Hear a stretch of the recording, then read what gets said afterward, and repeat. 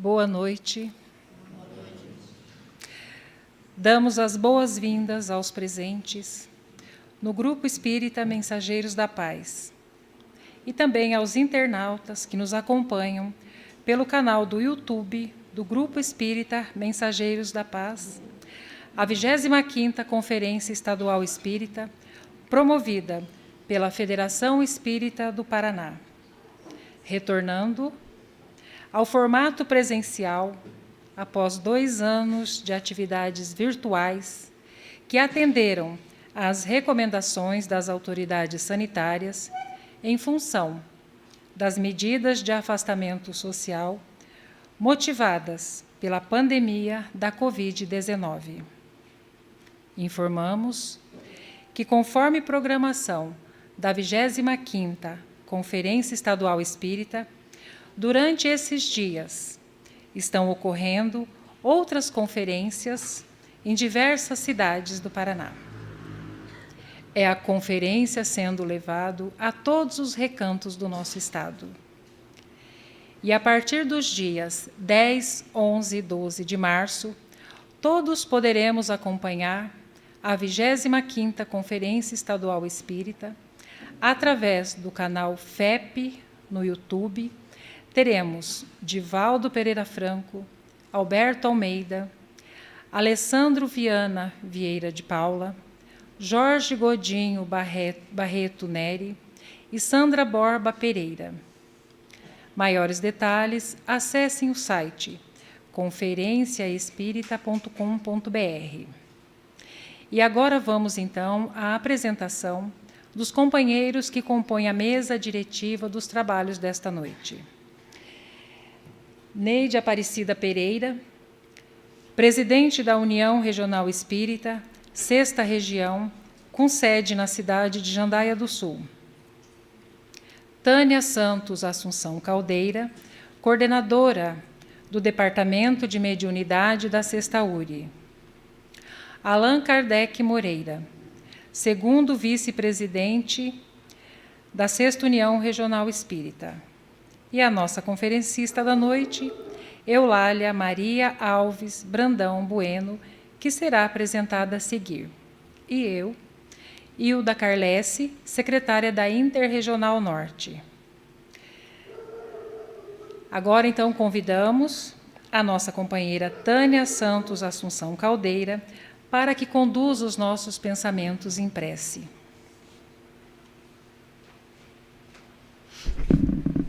Boa noite a todos. Vamos orar. Amado Mestre Jesus, amigo querido das nossas vidas, nós te agradecemos, Senhor, pela bênção de mais esta oportunidade entre corações amigos, estarmos juntos neste banquete de conhecimento, de luz, de esperança, que estamos tão necessitados, Senhor.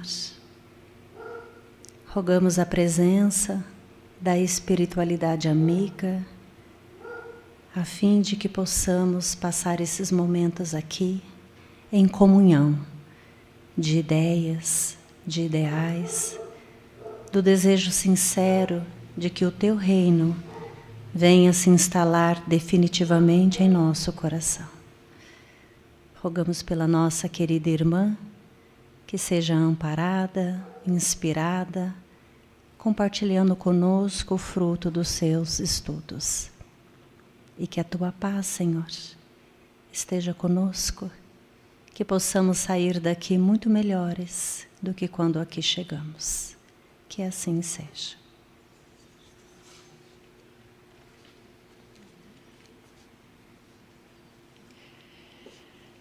Vamos, então, à apresentação da conferencista desta noite, Eulália Maria Alves Brandão Bueno, e para isso convidamos a nossa companheira Neide Aparecida Pereira.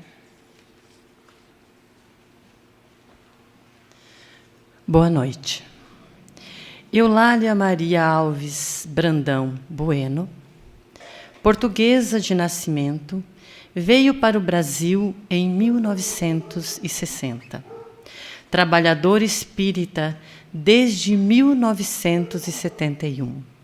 Fundou o Lar Espírita Caminho do Cristo, em abril de 1994, na cidade de Santos, São Paulo. Foi sua presidente por 23 anos. Hoje, segue responsável pelo Departamento de Doutrina e Mediunidade. Palestrante e escritora espírita, tem 9 livros publicados, entre eles A Noite no Cais e No Silêncio do Claustro. Sua primeira atividade no movimento espírita do Paraná se deu no 38º mês espírita de Loanda, no dia 3 de outubro de 1920, virtualmente em função da pandemia vigente. Desde então, tem retornado várias vezes, virtual e presencialmente, atendendo a reiterados convites. Participa, por primeira vez, da Conferência Estadual Espírita, ofertando seu verbo em cidades de 5 regionais. Com a palavra, eu...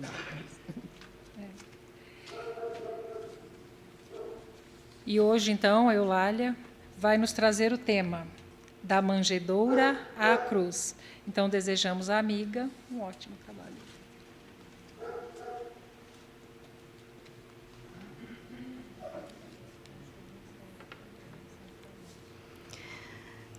Queridas irmãs, irmãos de Ideal Espírita, queridos internautas, reencarnados e desencarnados, que Jesus, nosso Mestre incomparável, nos abençoe. Eu gostaria de ter encontrado no vocabulário palavras condizentes com a alegria que sentimos de poder estar participando desta 25ª Conferência Espírita, estar aqui em Apucarana, nesta casa, que não nos parece estranha ao convívio, nem tampouco as pessoas que dela fazem parte.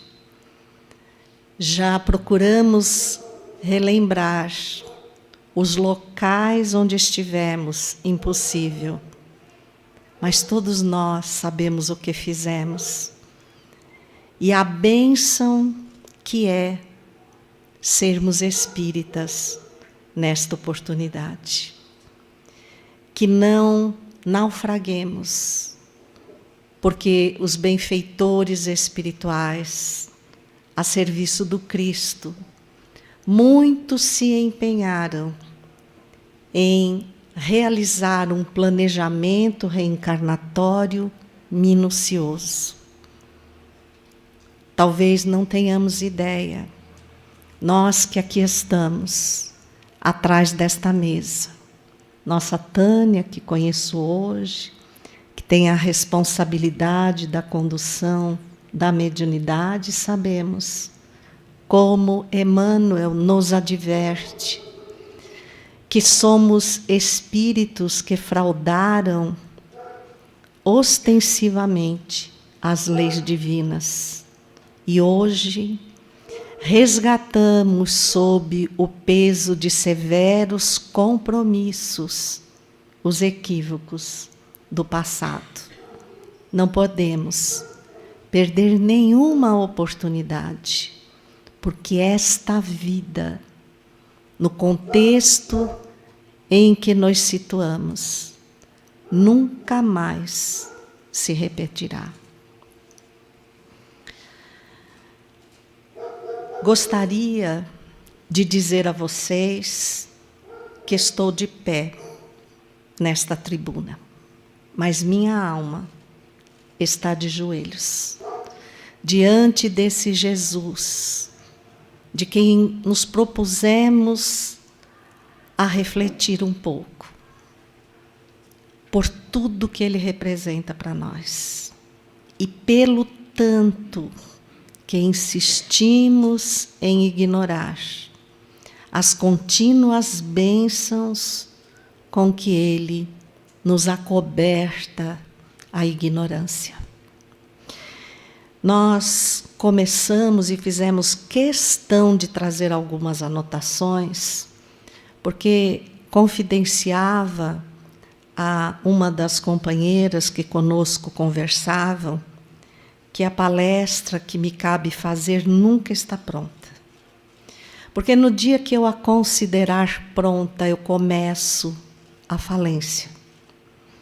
Então, todas as vezes que sou convidada a fazer a mesma palestra, eu reviso os dados e eu busco acrescentar. Então, é óbvio que, por mais que eu tenha acrescentado hoje a esta palestra, ante o que o mestre representa, ela é singela demais. Mas basta dizer, que é o que nos compete recordar, que Jesus nasceu na Palestina, naquele que foi intitulado o ano 1 da era cristã. Estava à frente do Império Romano o sobrinho de Júlio César, Otávio Augusto, que era uma pessoa justa e que recomendara ou ordenara o censo. E para isso todos tinham que se dirigir à cidade de Jerusalém.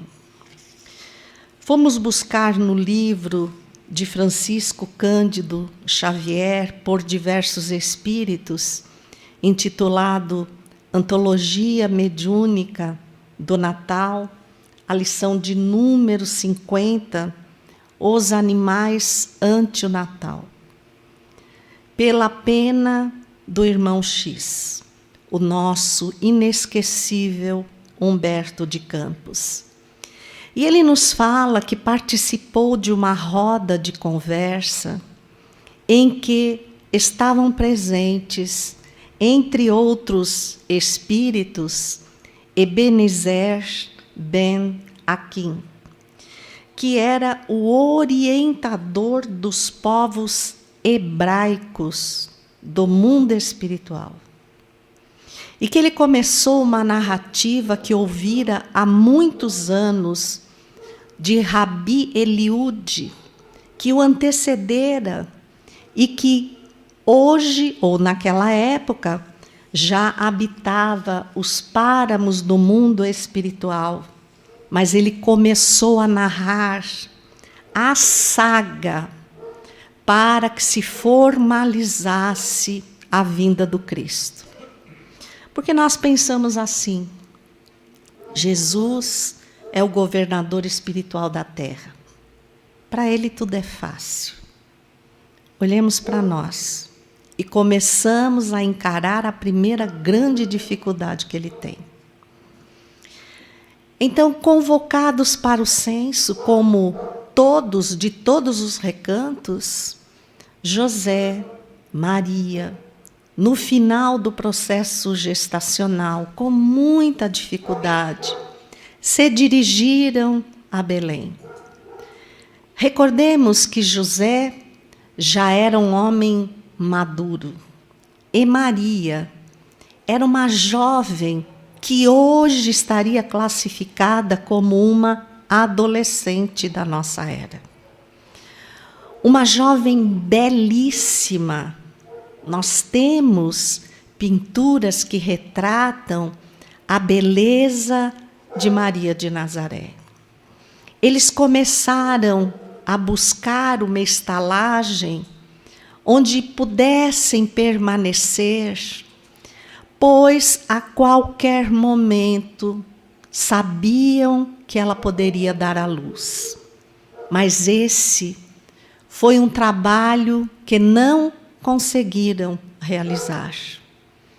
Porque a cada estalagem que se dirigiam, a resposta era exatamente a mesma: não há lugar. Mas enquanto isso, eles foram ouvindo verdadeiros impropérios. Todos os estalajadeiros olhavam José de cima embaixo e o repugnavam. Como poderia um velho estar de posse de uma menina? Um deles perguntou: é sua filha? Não, é minha esposa, sua esposa. O senhor tem coragem de a expor com toda essa beleza? E ao proferir estas palavras, olhou-a de uma forma muito provocativa. Tem coragem de expor a sua bela esposa a esta multidão de homens famintos pela beleza feminina? Essa foi a observação mais sutil que ele recebeu. E assim se seguiram outras estalagens. E José foi percebendo que aquele lugar era muito perigoso. Essa é a cena que os olhos materiais identificaram. Mas nos bastidores do mundo espiritual, o anjo Gabriel, um espírito de escol, aquele que revelara a Maria a vinda de Jesus, capitaneava uma caravana de luz que se desprendeu dos altiplanos espirituais em direção à terra. Quando os planos da vinda de Jesus ainda se estabeleciam, porque as sombras da ignorância, vestida nos espíritos ignorantes que não o conheciam, e naqueles que queriam confrontá-lo, tudo fizeram para não permitir que ele se corporificasse na terra.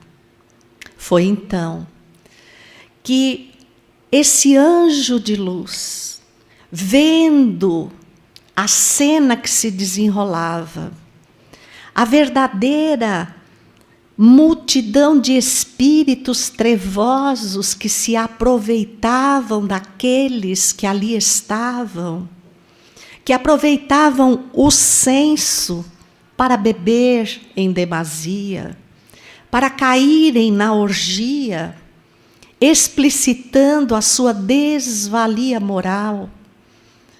O planejamento deles era: ele ainda não nasceu.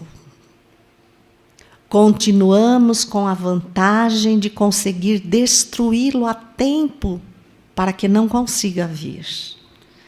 E começaram a inspirar aqueles homens que se esgueiravam nas sombras para surpreender o casal. E o próprio anjo Gabriel, não hesitou em ajoelhar-se e suplicar ao Pai que lhe enviasse recursos para salvaguardar aquela sagrada família. E imediatamente guiou sob a inspiração, porque José é um personagem muito importante na vida de Jesus.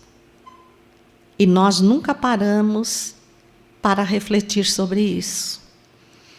Ele recebeu a inspiração para a direção que deveria se dirigir e achou a estalagem dos animais, chamada estrebaria.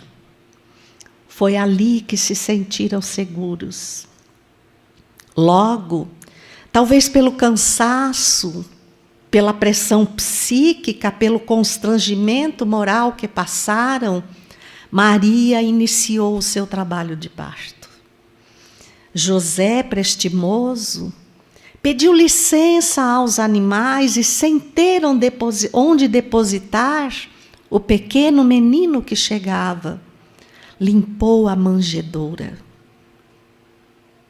E ali, entre palhas singelas, assim que ele veio à luz, depositou o precioso tesouro, naquilo que nós podemos chamar exatamente de recipiente, onde os animais se alimentavam.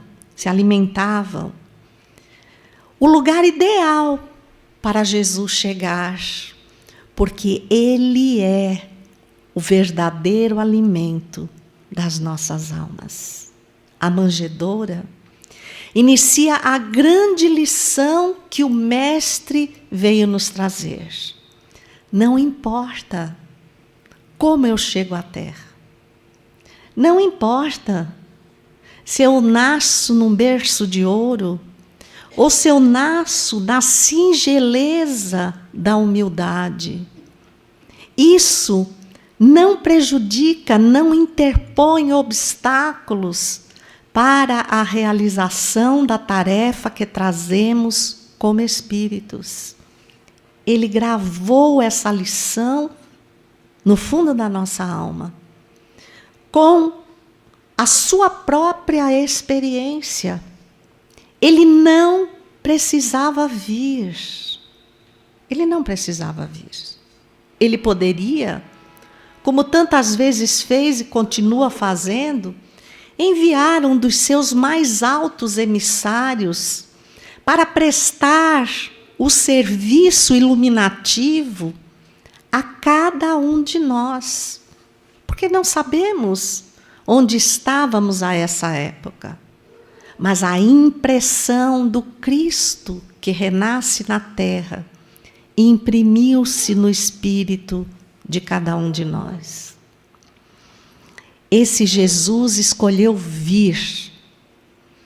Pensem, quando nós estudamos o perispírito, que ele é um espírito tão etéreo, tão elevado, que o fato de vir à Terra, de adensar o seu campo perispiritual, já considera-se um imenso sofrimento, que nenhum de nós estaria capacitado para realizar.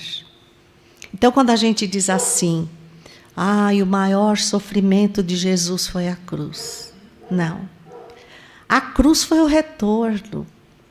Então, foi esse projeto de adensamento perispiritual? Não, também não. O sofrimento de Jesus foi partir e ver que nós continuávamos exatamente iguais.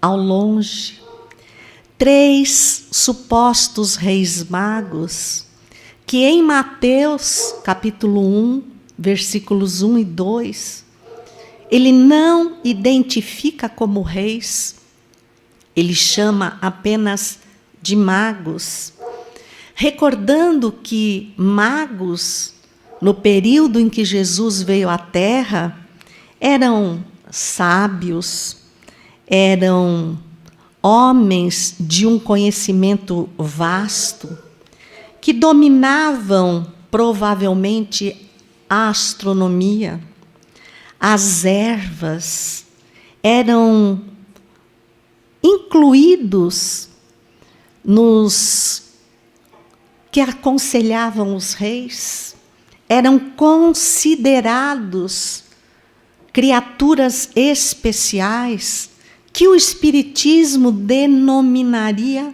médiuns.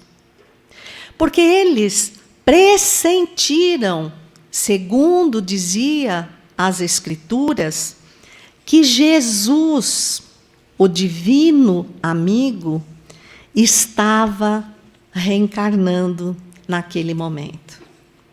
Então, esses 3 magos, inspirados de que Jesus nascera e conduzidos por uma estrela, que nós vamos ver em A Gênese, de Allan Kardec, que sendo esses magos conhecedores da astronomia, sem terem equipamentos apropriados àquela época, consideravam toda a luz que cruzava o céu como uma estrela. Por isso fala-se na estrela cadente. E, no entanto, Kardec esclarece que os próprios espíritos podem se manifestar usando do seu próprio fluido perispiritual como luzes. E essas luzes podem ser na forma de uma estrela. Então, imagina-se que eles, vinculados e em busca de condições melhores para o mundo, foram inspirados e, na sua mediunidade de evidência, porque percebam que foi um fenômeno que ninguém mais viu. Só se cita os 3 reis magos. Mateus também não diz que eles são 3. Nós sabemos por Mateus que eram mais de um, porque ele fala magos, mas nunca disse que eram 3. Foram as tradições que se seguem com a cultura da humanidade que os nomearam. Eram Melquior, Baltazar e Gaspar. Eles têm um grande significado espiritual. Esses magos representavam as 3 raças que estavam presentes na Terra quando Jesus veio à luz. Então, essa parte eu fiz questão de anotar, porque eu considerei tão importante essa chegada, porque Jesus veio para todas as raças. A gente diz assim, por que Jesus nasceu lá em Israel? Né? Por que Jesus? Mas ele veio para todas as raças. Os magos se encontraram. Eles vinham de lugares diferentes. Aí nós vemos um ensinamento que Kardec coloca na introdução do Evangelho segundo o Espiritismo, no item 4, que é a universalidade do ensino dos Espíritos. Então, eles não viviam juntos, não viviam sequer na mesma nação, mas eles foram inspirados ao mesmo tempo, nos seus caminhos se cruzaram, seguiram a mesma luz que só eles viram. Então, olhem só que interessante. Melquior era o mais velho, usava barba e tinha um cabelo longo, grisalho. Ele representava a raça semítica, que unia os povos assírios, babilônios, caldeus, que se caracterizavam pelas práticas simples do pastoreio e do nomadismo. Eles eram nômades. Ele representava também o povo hebreu. O povo hebreu passou 430 anos escravizado pelos egípcios. Quando se libertaram do Egito, eles se conduziam com uma grande sede de vingança. Quem não ouviu falar que Moisés os conduziu em direção à terra prometida pelo deserto por 40 anos? Já ouviram falar? Vocês sabem que o trajeto que Moisés fez em 40 anos, as caravanas de mercadores faziam, no máximo, em 3 semanas? Que Moisés não se perdeu no deserto? Que Moisés, precedendo o Cristo para unificar a crença num Deus único, preparando-lhe a vinda, precisava fazer um grande trabalho, porque a vinda do Cristo falava da passagem da lei de Moisés, olho por olho, dente por dente, para a lei de amor que Jesus anunciou ao mundo. Então, Moisés, que conhecia o terreno, ele passou 40 anos em roda, porque os outros não conheciam, o povo hebreu não conhecia, nunca saíram do Egito. Ele os conduziu em roda por 40 anos, sabem para quê? Para que aquela geração, com ódio e sede de vingança, partisse. E ele estabelecendo, sendo médium de psicopictografia, ele pudesse escrever os 10 mandamentos e mais de 600 outras leis de saneamento moral. O que poderíamos dizer da nossa evangelização hoje. Para que os nossos pequenos não cometam os mesmos erros que nós cometemos até agora. Percebam como se desenha o mundo.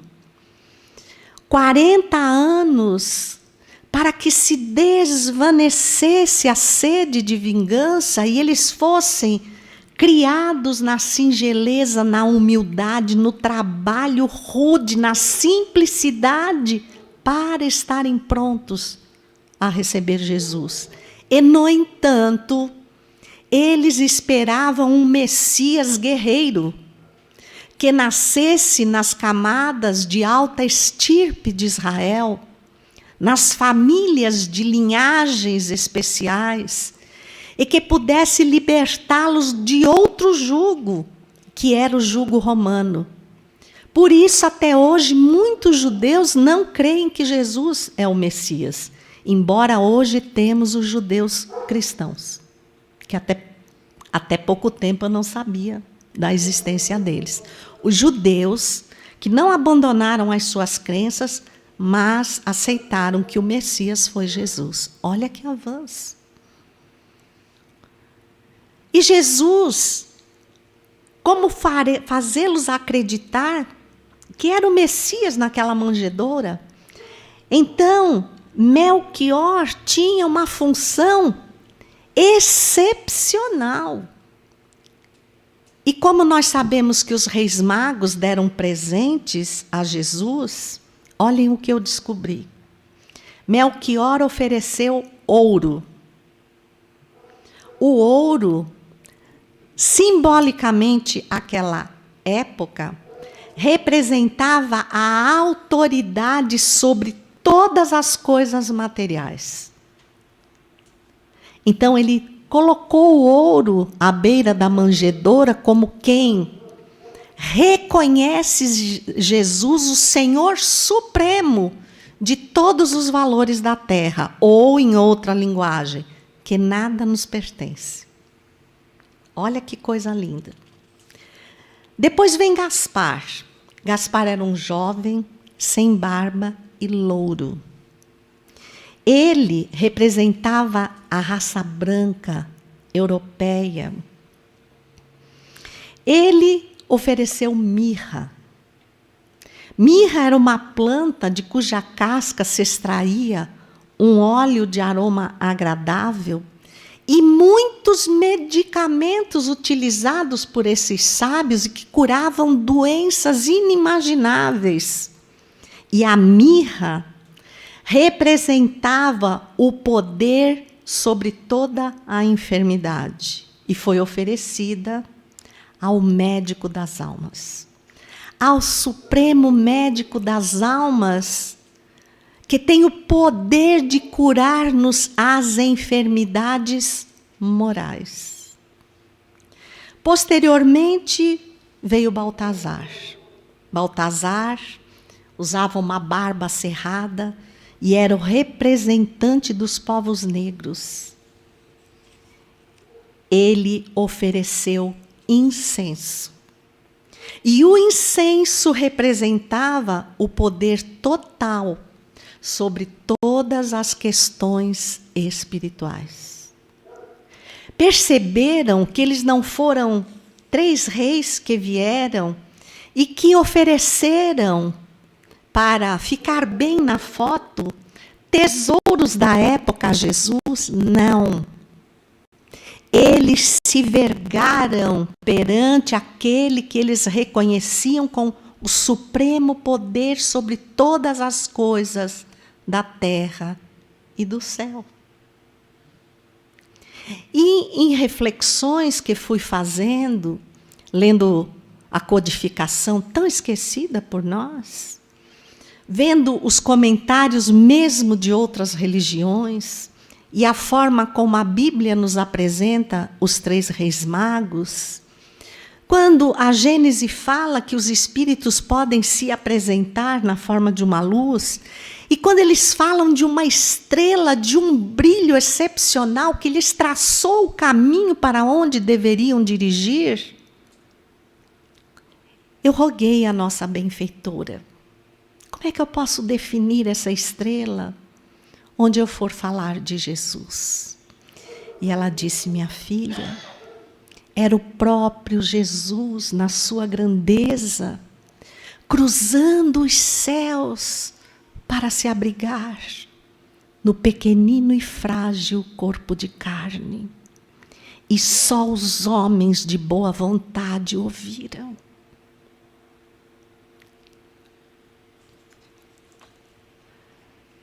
Os 3 reis magos, que antes de chegar a Belém, no seu trajeto cruzaram Jerusalém, que foram a Herodes dizer se ele sabia onde encontrar o Messias que nascera, e Herodes se inquietou, porque diziam as profecias que nasceria um rei, e ele teve medo de perder a regalia que tinha junto ao Império Romano. Demonstrou que estava comovido, mas Herodes era cruel. Então ele envolveu os magos numa gentileza que não era verdadeira e pediu-lhes que, se eles encontrassem o menino, que viessem lhe dizer, porque ele também queria prestar as suas homenagens. Mas ele só queria destruí-lo.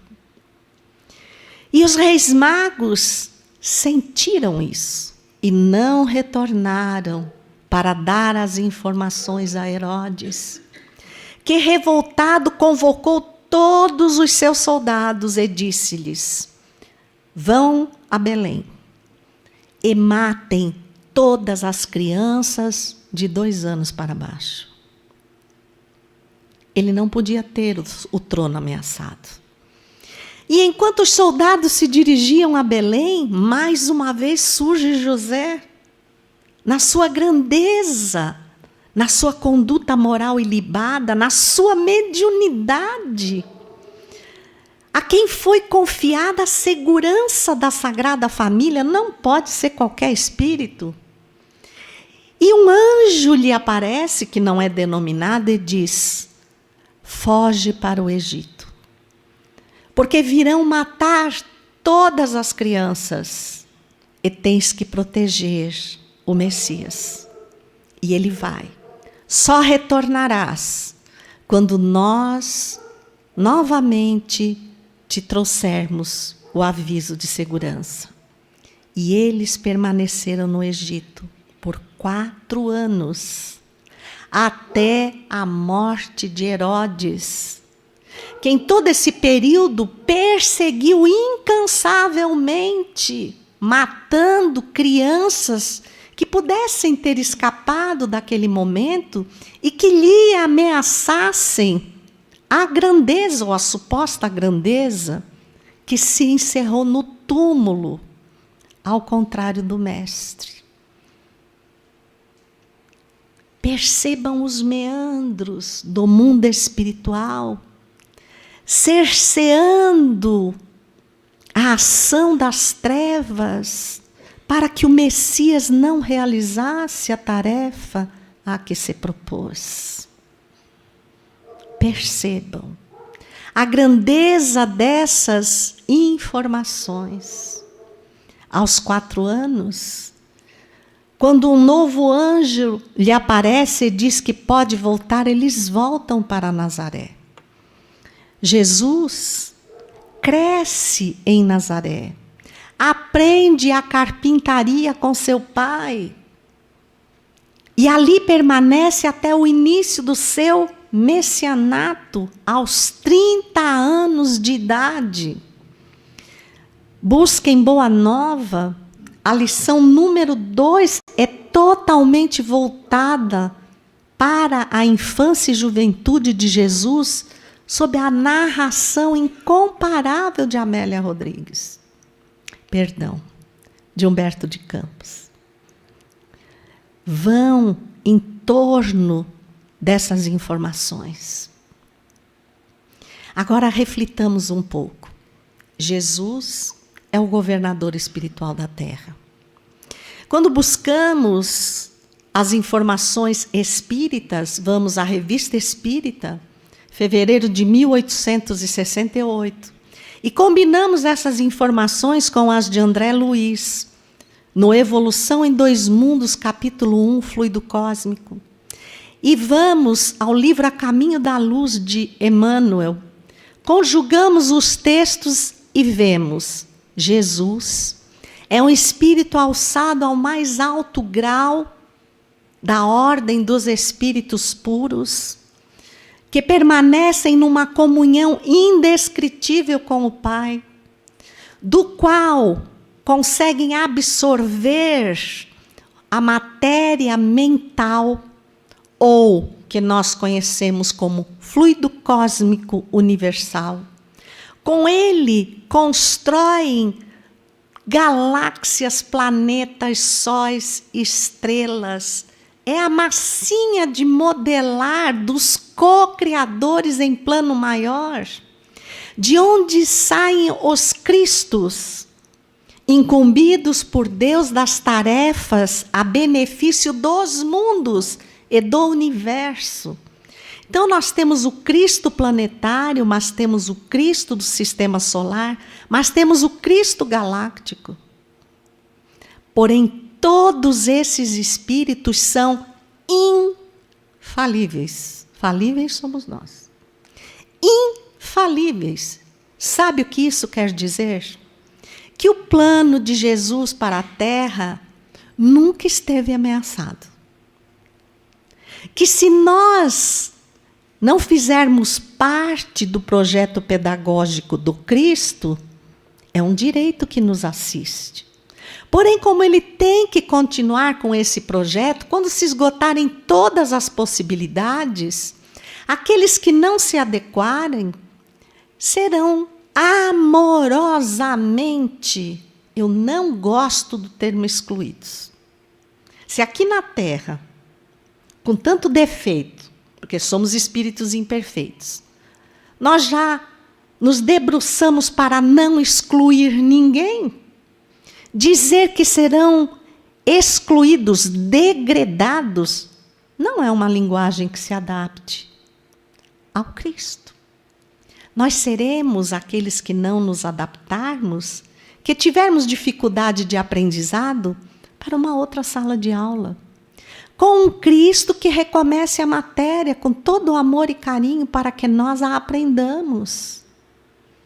Não há saltos quânticos na evolução.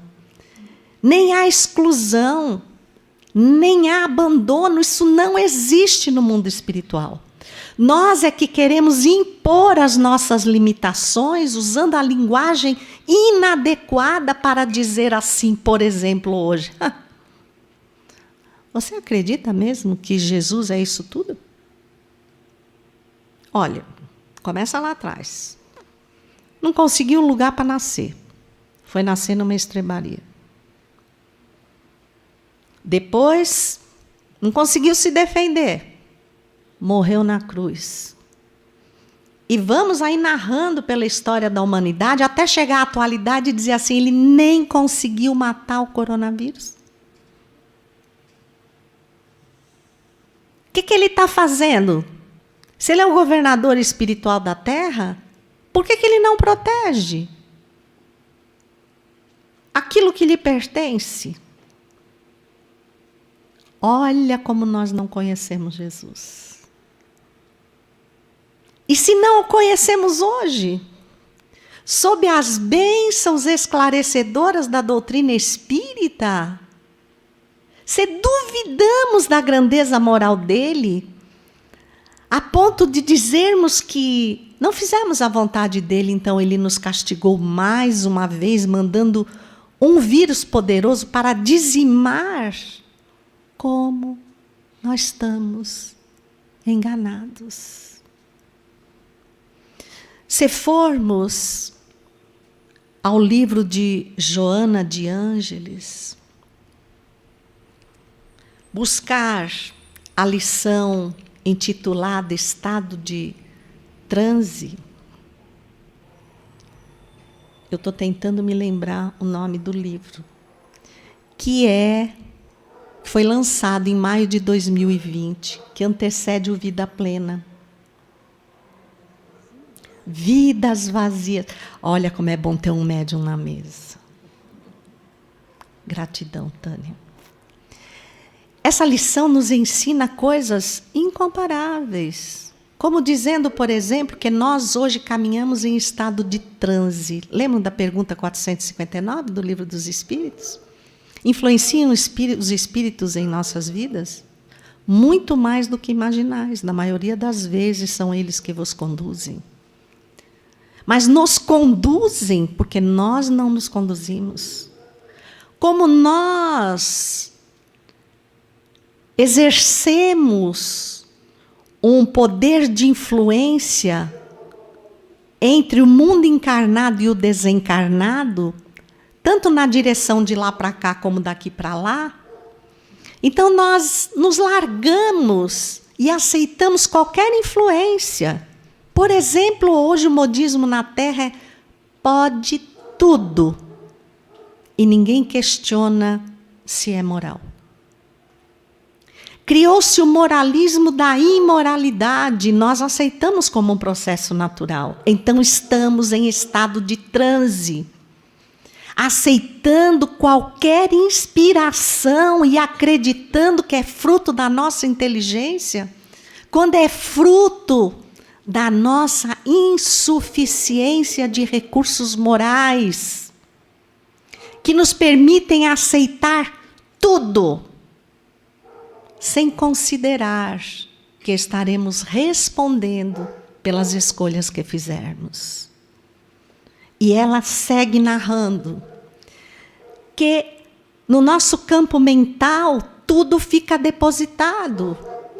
E chega um tempo em que esse depósito se materializa, que nos últimos séculos o que depositamos ao banco do tempo foi usura, ganância, egoísmo, ciúme, crueldade. E que os espíritos infelizes se abasteciam, se alimentavam desses fluidos. E assim como tentaram fazer naufragar a vinda de Jesus, estavam tentando novamente naufragar o seu projeto, adiando-o, porque ele será efetivado. Utilizando de mentes que, como Herodes, não querem ser substituídos, querem ser os majoritários para levá-los a apertar um botãozinho vermelho. Se vocês pararem para pensar, no ano de 2019, nós estávamos muito preocupados com o início de uma guerra nuclear a nível mundial. Percebemos que o medo ainda não pode passar, mas que nós já avançamos quase 4 anos. Jesus só mudou a direção do vento. Para que isso não acontecesse, colocasse-nos em campos de batalha contrários, nação contra nação. Se esse botão fosse apertado, haveria uma dizimação da humanidade. E ele moveu o vento. Materializou-se não a grande guerra, mas um vírus que retirou do corpo físico, não matou, retirou do corpo físico milhões de pessoas. Ok. Mas nos manteve no mesmo campo de batalha. As nações se uniram para pesquisar uma vacina. E movidos pelos interesses materiais, porque queriam que tudo voltasse à normalidade, que nós viajássemos, levássemos recursos, chegaram a doar vacinas para aqueles que não podiam comprar. Quem vocês acham que seria capaz de fazer um movimento a favor da vida e num momento tão difícil, quase à beira de uma guerra nuclear, inspirar-nos ao maior ato de fraternidade que a Terra já viu, mesmo que a princípio por interesse, mas nós o fizemos. Nós voltamos para casa compulsoriamente para olhar nos olhos da nossa família e sentir os espíritos que aceitaram vir conosco. Agora imaginem aquela época. Quando Jesus inicia o seu messianato, ele sofreu todos os tipos de dificuldade.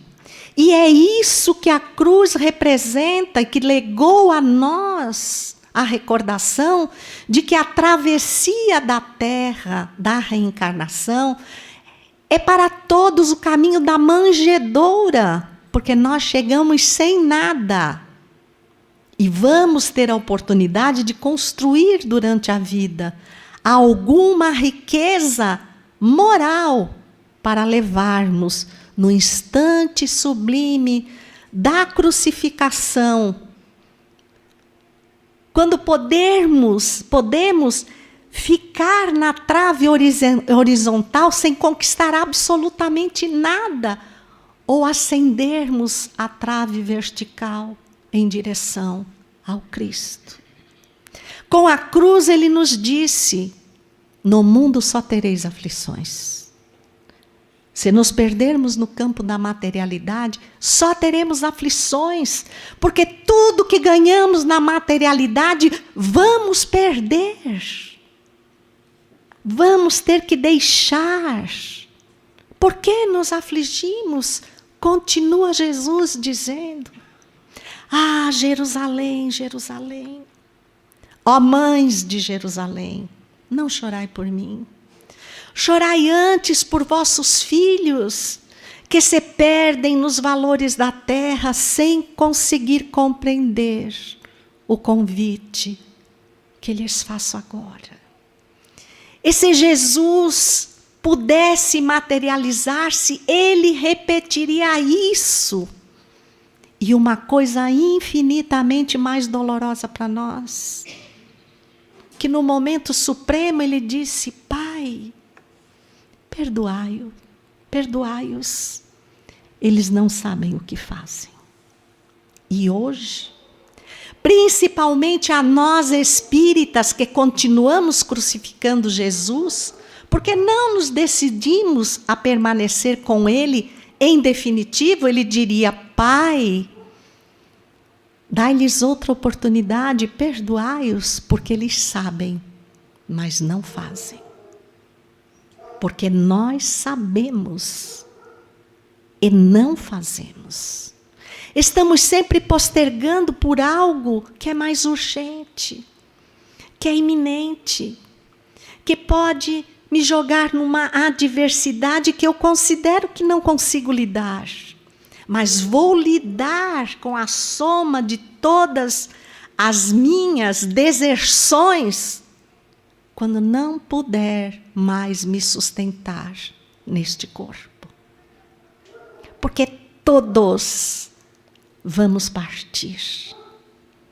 Alguns em direção ao Cristo, outros para engrossar essa multidão de espíritos que se aproveitam da nossa pequenez moral, para nos tornarem soldados do materialismo, a fim de destruir o Cristo. Porque eles começaram antes de Belém. e não vão terminar, não vão desistir, enquanto nós não nos tornarmos verdadeiramente cristãos, agindo como Jesus nos ensinou, ou melhor, nos exemplificou. Da manjedoura à cruz, Jesus nos legou a maior de todas as experiências, que nós ainda não decidimos viver. Diga-se aos dirigentes que aqui estão, quantos trabalhadores aceitam o convite da primeira vez? É Jesus convidando. Ah, mas eu não estou capacitado. Quem me dera. Quem é que se capacita na ociosidade? A gente só se capacita no trabalho. Então, enquanto estamos trabalhando, estamos nos capacitando. Não foi isso que nós vimos nos próprios apóstolos do Cristo? Você considera que para ser apóstolo do Cristo, você tem que deixar a vida material e seguir com ele pelo meio da rua? Os apóstolos eram pescadores humildes. E os que não eram, deixaram de ser o que eram, como Mateus, que era um cobrador de impostos, e foi trabalhar na rudeza das pedras e do deserto. Ele só pede: dê a César o que é de César. Faça a sua parte na sociedade do mundo. Dê ao Pai o que é do Pai. Não se esqueça que você é um espírito imortal, que você é um cidadão do universo e que o comandante do universo é Deus. E nós continuamos esquecendo. Pedro, tu me amas? Claro, Senhor. Então apacenta as minhas ovelhas. E logo a seguir: Pedro, tu me amas? Claro, Senhor. Claro que te amo. Então, apacenta as minhas ovelhas. Senhor, tu tens dúvida? E Jesus repete, como quem não ouviu nada, pela terceira vez: Pedro, tu me amas? Ó Senhor, eu já disse que te amo. Não parece um pouquinho a gente? Dizendo: ó Senhor, tenha paciência comigo, está cobrando muita coisa de mim. Então apacenta as minhas ovelhas.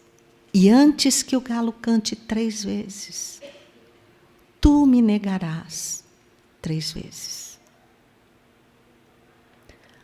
Que horrível da parte de Pedro. E nós, quantas vezes o negamos? Só 3? Não. Quando Jesus despede-se da terra, quando ele deixa os últimos rastros nos encontros entre os discípulos, depois no dia de Pentecostes, depois aos 500 da Galileia, do qual muitos de nós fizemos parte, e do qual muitos de nós herdamos as posturas hipócritas, é Pedro que, refazendo a sua postura, se torna a rocha que finca sob o peso de intensos sacrifícios e martírios o caminho do cristianismo na terra.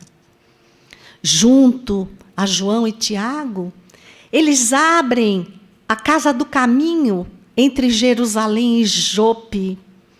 E só quem se atenta para as informações contidas nos Atos dos Apóstolos, nas cartas de Paulo, vai saber quantas experiências dolorosas Pedro, João e Tiago passaram.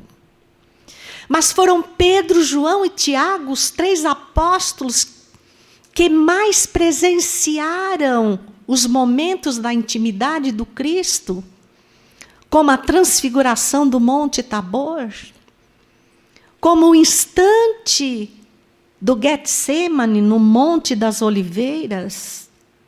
Só que hoje não são mais 3. Somos todos nós que estamos aqui sentados ou assistindo, porque Ele está nos preparando para o trabalho árduo de fazer renascer o cristianismo em solo árido. Não é para sentar-se à sua direita ou à sua esquerda, nos altiplanos espirituais, porque ainda não estamos preparados para isso. O que esperou Jesus? Esperou Pedro, esperou João, esperou Tiago, esperou Paulo, esperou Estevão, esperou Abigail, espera por todos nós, os que se sacrificarão para que Jesus impere na terra, sem o risco de postergarmos mais a regeneração. Somos os trabalhadores da última hora, da hora mais perigosa, que sejamos os trabalhadores da primeira hora, que marquemos os nossos rastros na terra e no céu, sob a cruz de todos os martírios, porque nós devemos isso a Ele. Nós devemos isso a Ele. Passados dos 80 anos, aquele corpo rígido de Pedro, alquebrado pelo cansaço do trabalho, pelos constrangimentos morais, pelos açoites, pelas prisões, pela negação dos seus amigos, assim como aconteceu com Jesus, daqueles que privavam da sua intimidade, em quem ele mais confiava, que somos nós, outra vez.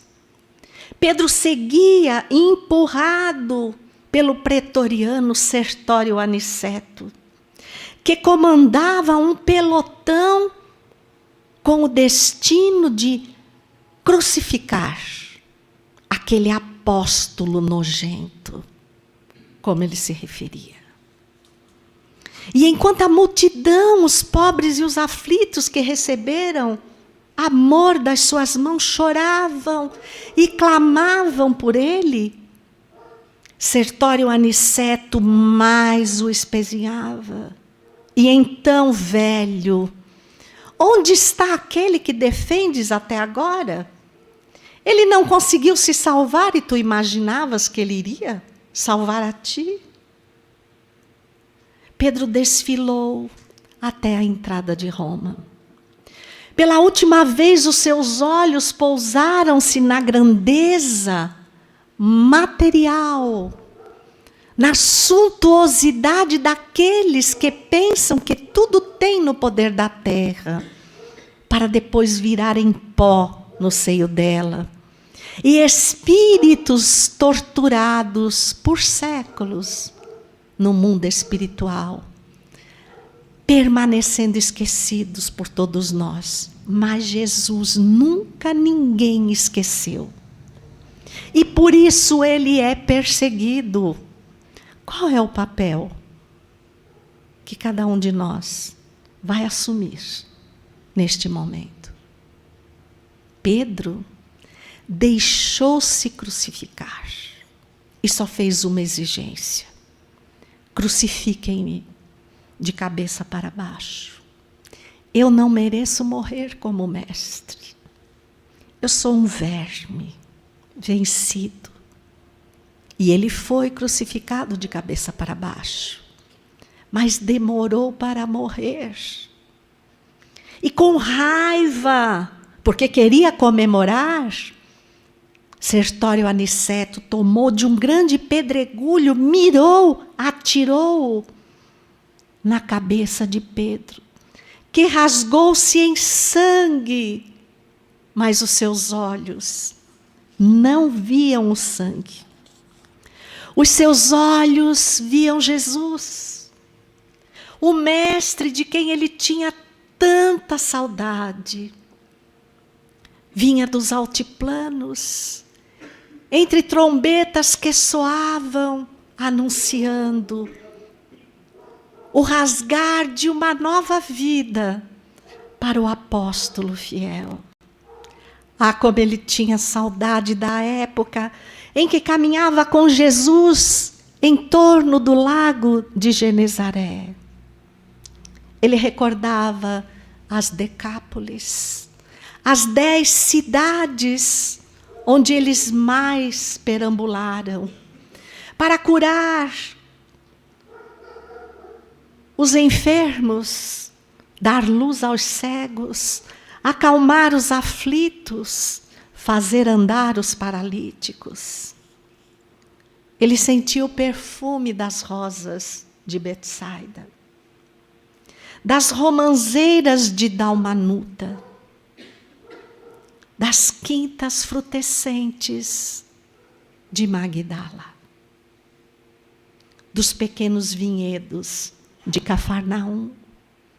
Ele tinha saudades de Jesus. O corpo pereceu, Jesus tomou-o pelos braços e conduziu-o ao reduto de amor. E por uma semana permaneceu ao lado de Pedro. Pela primeira vez, Pedro não precisava disputar Jesus com os outros 11 apóstolos, porque tinha ciúme entre eles. Ele tinha Jesus todinho para ele. E aí Jesus deu-lhe uma má notícia: Pedro, não posso mais ficar contigo. Os circos de Roma incendeiam, as feras rugem, e os cristãos seguem cantando para a morte certeira. Vou recebê-los. E Pedro disse: Senhor, deixa-me ir contigo. Não, Pedro, tu mereces descansar. Fica o tempo que quiseres, Senhor. Eu quero ir contigo. Deixa-me. E Jesus o conduziu. O conduziu a um lugar nos cemitérios de Roma, nas catacumbas, onde centenas de cristãos se reuniam naquele momento, orando de joelhos. E os centuriões caminhavam para surpreendê-los e levá-los à arena para mais um espetáculo ensandecido dos inimigos do Cristo. E no momento maior, Jesus estava com eles. E Pedro também, coberto de lágrimas, envolto por aquele clima. E Jesus lhe disse: Pedro, olha, chamam por ti. Ele olhou. Um homem, já aparentando uma idade madura, completamente destituído de força, estava ajoelhado aos pés do túmulo de Pedro, com o filho supostamente morto nas mãos, dizendo ao sublime apóstolo: mata-me, vinga-te de mim, mas faz a vida voltar, faz o coração de meu filho bater outra vez e intercede por mim. Pedro aproximou-se, primeiro olhou a criança desfalecida, pálida, aparentemente sem vida. E quando o rosto daquele homem se ergueu ao céu, ele reconheceu Sertório Aniceto. Agora era pai. Ele comoveu-se, impôs as mãos sobre aquela criança, e enquanto o homem rogava e chorava, a criança despertou e disse: Pai, eu estou bem. A febre baixara. A criança vivia. E ele, sem saber que olhava para a fisionomia do apóstolo, do qual tirara a vida, acreditando que olhava para o céu, disse: ó sublime servidor do Cristo, os meus dias como os teus serão entregues a servir o Messias. E se redimiu definitivamente. Olhe para o céu. Olhe para cima. Não importa o que você tenha nos braços agora, se uma dor física, familiar, emocional ou moral, olhe o céu.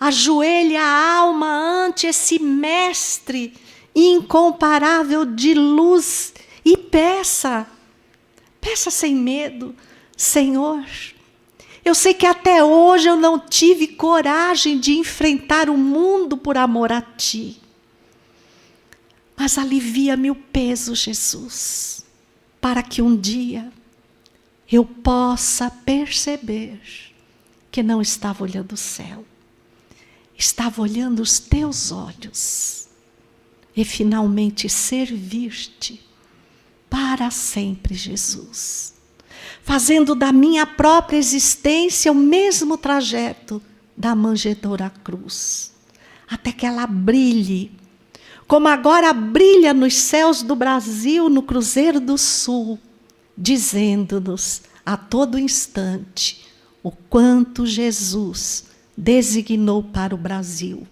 e, obviamente, o quanto Ele confia que nós, os espíritas, façamos acontecer.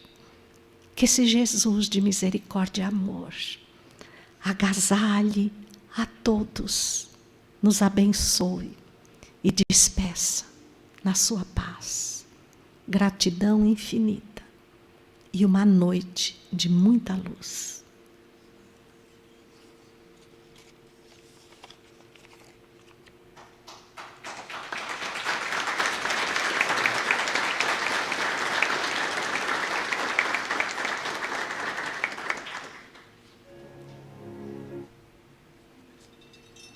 Agradecemos a excelente contribuição para as nossas reflexões e aprendizado que hoje nos foram ofertadas.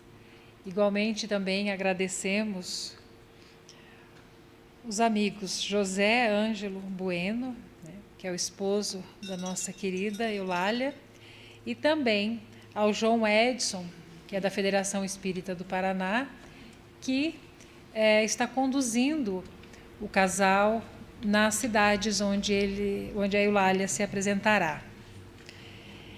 E finalizando, então, convidamos o nosso companheiro Allan Kardec Moreira para que conduza os nossos pensamentos em prece para encerrarmos a atividade. Por favor, Allan.